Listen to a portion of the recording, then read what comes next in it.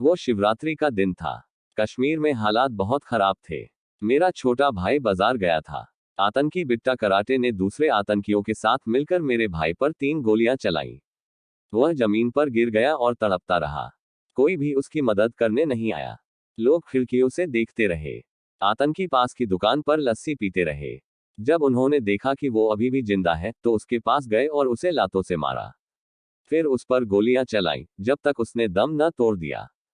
इसके बाद छोटे भाई के शव को पास के नाले में फेंक कर चले गए। यह आप बीती जम्मू के भगवती नगर में रह रहे 75 वर्षीय मक्खन लाल काजी ने बताई। 1990 के समय मक्खन लाल काजी का परिवार श्रीनगर के हब्बा कदल इलाके में रहता था।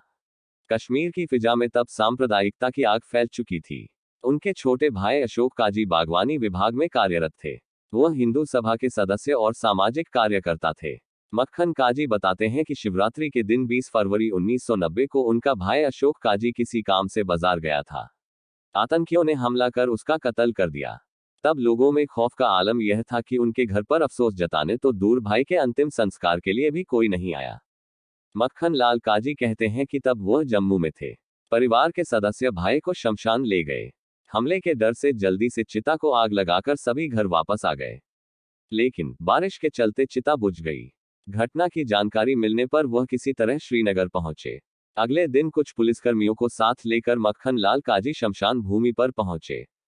उन्होंने फिर वहां अधजले भाई के शव को अग्नि देकर उनका दाह संस्कार किया।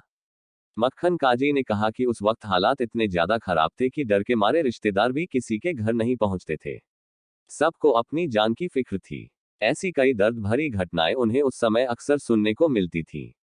आतंकी कभी किसी कश्मीरी पंडित को मार देते थे तो कभी किसी कश्मीरी पंडित महिला पर अत्याचार कर उसका कत्ल कर देते थे। इन हालातों के बीच उनका परिवार अपना घर और संपत्ति छोड़कर जम्मू आ गया। उन्होंने बताया कि कहा जा सकता है कि मेरे भाई का कसूर बस इतना था कि वो अपने समाज को लेकर चिंतित रहता था। वो आवाज उठाता था। वह अपने लोगों के लिए सजग रहता था। आतंकियों ने सबसे पहले बोलने वाले लोगों को निशाना बनाया ताकि डर का माहौल बनाया जा सके और कोई भी उनके खिलाफ न बोले। आगे उन्होंने बताया कि आज तक इंसाफ मिलना तो दूर, उनके भाई की हत्या का कहीं कोई मामला भी दर्ज नहीं हुआ। जिन्होंने कश्मीरी पंडितों पर जुल्म किए वो आज भी आजाद घूम रहे हैं। उन्होंने कहा कि उनकी बस इतनी मांग है कि सरकार दोषियों को सजा दे।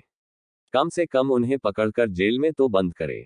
घाटी फिर वापस लौटने के सवाल पर उन्होंने भावुक होते हुए कहा कि घर कौन नहीं लौटना चाहता, लेकिन वहां हमारा कुछ भी नहीं बचा है। सब घर जला दिए हैं और जो जमीन थी वो भी औने पौने दाम पर बेचकर यहाँ गुजारा करना पड़ा। कुछ समय पहले मैं घर गया था। वहां सब बदल गया है और वो सब मंजर याद कर रोना आता है। वहां जाने पर सभी बातें आंखों के आगे तैरने लगती हैं।